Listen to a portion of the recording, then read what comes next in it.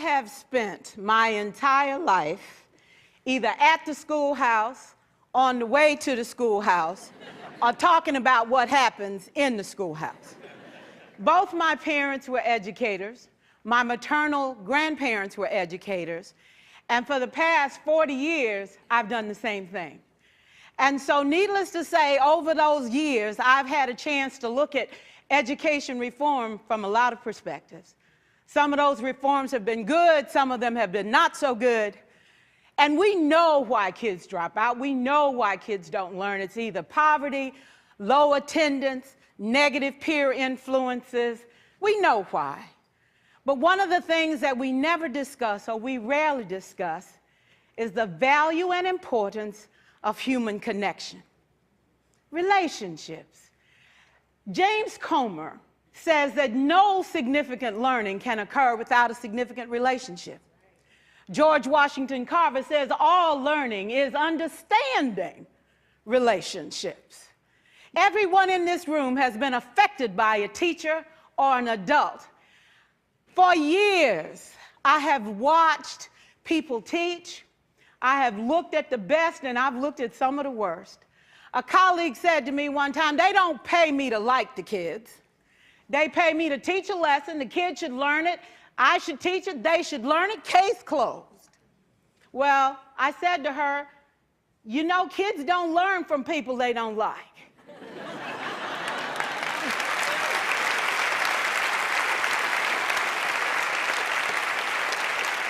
She said, that's just a bunch of hooey. And I said to her, well, your year is going to be long and arduous, dear. Needless to say, it was. Some people think that you can either have it in you to build a relationship or you don't. I think Stephen Covey had the right idea. He said you ought to just throw in a few simple things, like seeking first to understand as opposed to being understood. Simple things like apologizing. You ever thought about that? Tell a kid you're sorry, they're in shock.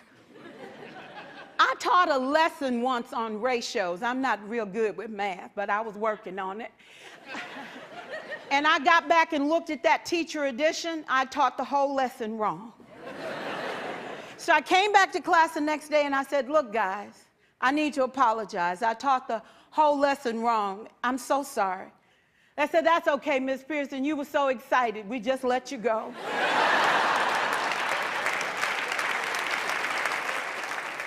I have had classes that were so low, so academically deficient that I cried.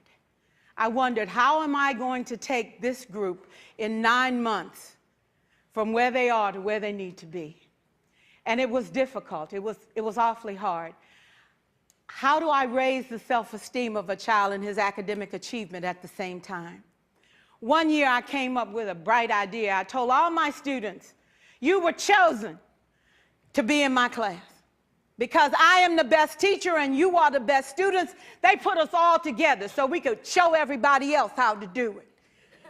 One of the students said, really? I said, really? We have to show the other classes how to do it. So when we walk down the hall, people will notice us. So you can't make noise, you just have to strut.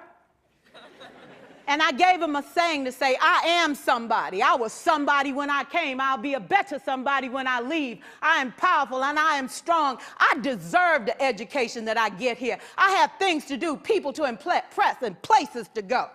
And they said, yeah. You say it long enough, it starts to be a part of you. And so,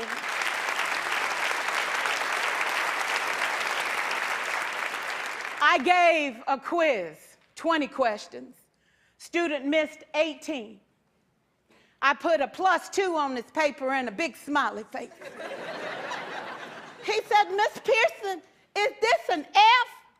I said, yes. He said, then why'd you put a smiley face? I said, because you on the roll. You got 2 right, you didn't miss them all. I said, and when we review this, won't you do better?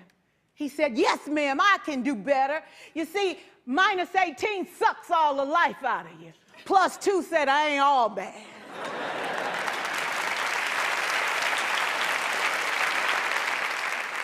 4 years, I watched my mother take the time at recess to review, go on home visits in the afternoon, buy combs and brushes and peanut butter and crackers to put in her desk drawer for kids that needed to eat, and a washcloth and some soap for the kids who didn't smell so good. See, it's hard to teach kids who stink. And kids can be cruel. And so she kept those things in her desk, and years later, after she retired, I watched some of those same kids come through and say to her, you know, Miss Walker, you made a difference in my life. You made it work for me. You made me feel like I was somebody when I knew at the bottom I wasn't. And I want you to just see what I've become. And when my mama died 2 years ago at 92, there were so many former students at her funeral. It brought tears to my eyes, not because she was gone, but because she left a legacy of relationships that could never disappear. Can we stand to have more relationships? Absolutely. Will you like all your children? Of course not. And you know your toughest kids are never absent. Never. You won't like them all, and the tough ones show up for a reason. It's the connection, it's the relationships.